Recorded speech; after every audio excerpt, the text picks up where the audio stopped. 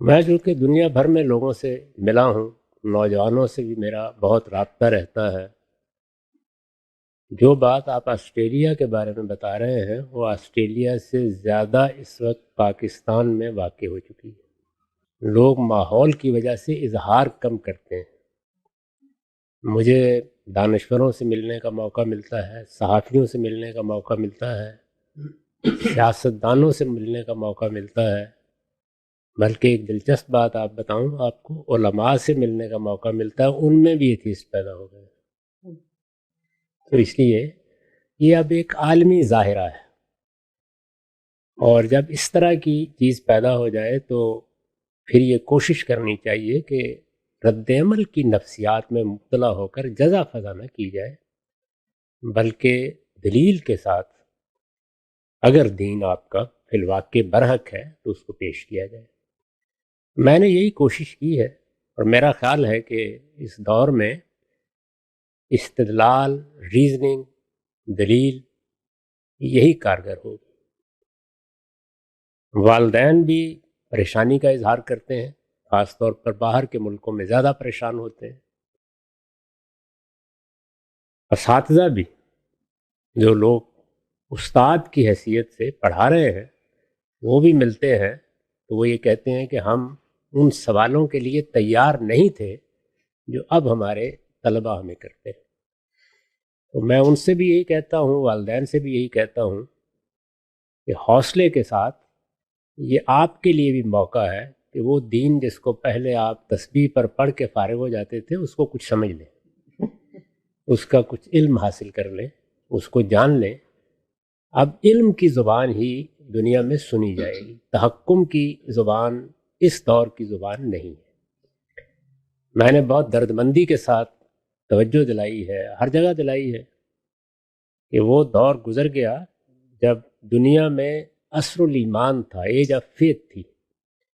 Age of faith کی تعبیر ول ڈیورا نے اسٹوری آف سویلائزیشن میں اس دور کے لیے، اس 1000 سالہ دور کے لیے اختیار کی ہے جس میں مذہب کو دنیا بھر میں سیاسی اقتدار حاصل ہو گیا تھا۔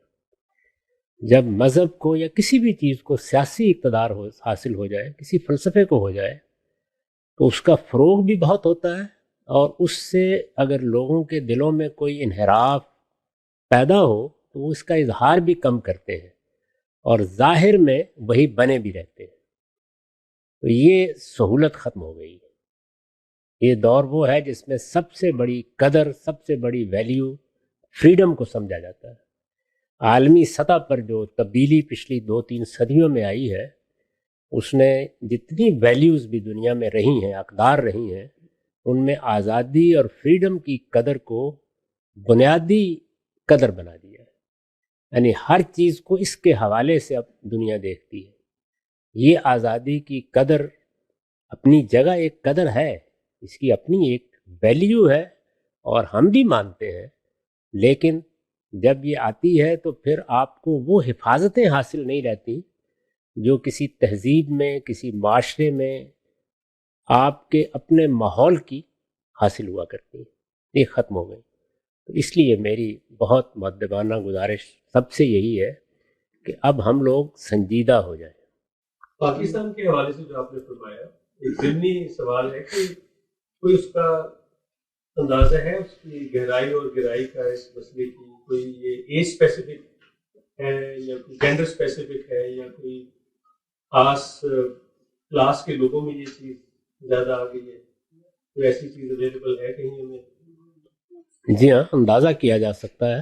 ویسے تو ہمارے یہاں یہ ہونا چاہیے کہ ایسی چیزوں کے بھی سروے ہوتے رہے، یعنی سوسائٹی میں کیا تبدیلیاں آ رہی ہیں، کیا تغیرات پیدا ہو رہے ہیں، لوگوں کی سوچ میں کیا چیزیں آ رہی ہیں۔ اچھی، زندہ اور بیدار سوسائٹیز ہمیشہ اس کا تجزیہ کرتی ہیں۔ یہ کسی کو کچھ کہنے کے لیے نہیں کرنا ہوتا، اس لیے ہوتا ہے کہ اپنے معاشرے کو سمجھ کر اگلی نسلوں کو منتقل کیا جا سکے۔ میرا جو کچھ اندازہ ہے وہ ظاہر ہے ملاقاتوں کی بنیاد پر ہے، اس طرح کا کوئی سائنسی سروے تو میں نے نہیں کیا، وہ ضرور کرنا چاہیے اگر ہو سکے تو۔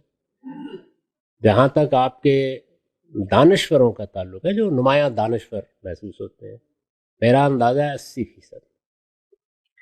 صحافیوں میں بھی کم و بیش 60-65% ضرور ہوں گے.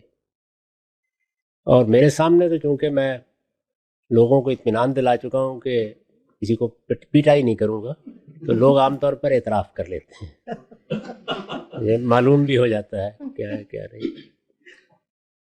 اسی طرح جو ہمارے ہاں اوپر کے طبقات ہیں ان کے بچوں میں بہت غیر معمولی ہے. میں آپ کو یہ بتاتا ہوں کہ میں ابھی گیا ہوا تھا، پاکستان ہی سے آ رہا ہوں میں، تو وہاں میں نے اپنے پوتے سے پوچھا، وہ کافی مذہب کی طرف مائل ہو رہا تھا اور چیزیں بھی پڑھ رہا تھا. میں نے کہا تمہارے دوستوں میں کیا حال ہے؟ تو اس نے کہا ایک بھی نہیں مل رہا جس سے مذہب پر بات کر سکوں اور وہ آگے سے مذاق نہ اڑائے. یہ صورت ہے. ان کی کیا عمر ہے آپ کی؟ اس وقت او لیول کا امتحان دے رہا تھا. 16 سال. اس سے پہلے میرے بچے بھی ظاہر ہے اسی معاشرے میں رہے پڑھے، اس وقت یہ صورتحال رہی. یعنی آپ بچوں سے پوتوں تک آتے ہوئے اتنا فرق دیکھ رہے ہیں. ہمارے زمانے میں بھی جب میں گورنمنٹ کالج میں پڑھتا تھا اس وقت بھی لوگ ہوتے تھے، مختلف فلسفوں سے متاثر بھی تھے. مجھے یاد ہے کہ وہ فلسفے کی تو رویں آتی ہیں نا، اس زمانے میں ایگزسٹنشیلزم اور پازیٹیوزم کا غلغلہ تھا، تو ہر طرف لوگ اس کو بیان کر رہے ہوتے تھے. لیکن مذہب بیزاری کی یہ صورتحال نہیں. ہم نے اپنی جوانی میں وہ زمانہ دیکھا جب سوشلزم کا بہت شہرا تھا، جب بھٹو صاحب سوشلزم ہماری معیشت ہے کا نعرہ لے کر نکلے.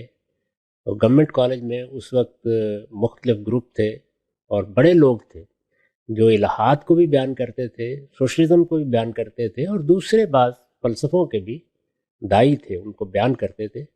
لیکن عمومی فضا اس طرح کی نہیں تھی جیسی اب ہے.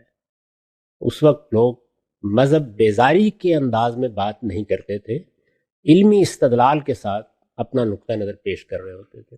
چند اساتذہ مجھے یاد ہے گورنمنٹ کالج میں، اور چند اساتذہ ہمارے قریب، یا آپ جانتے ہوں گے اسلامیہ کالج سول لائنز ہے، چند اساتذہ تھے، مثلا پروفیسر امین مغل صاحب تھے، ایرک سپرین صاحب تھے، چند لوگ تھے، اور ان کے ساتھ بھی بڑے خوشگوار ماحول میں ان سب چیزوں پر ہم طالب علم بات کرتے تھے. جو اس وقت کی صورتحال ہے اس میں استہزاء، اس میں مذاق اڑانے کا انداز، اس میں بہت آگے بڑھ کر بہت کچھ کہہ دینے کا اسلوب یہ نمایاں ہوتا جا رہا ہے.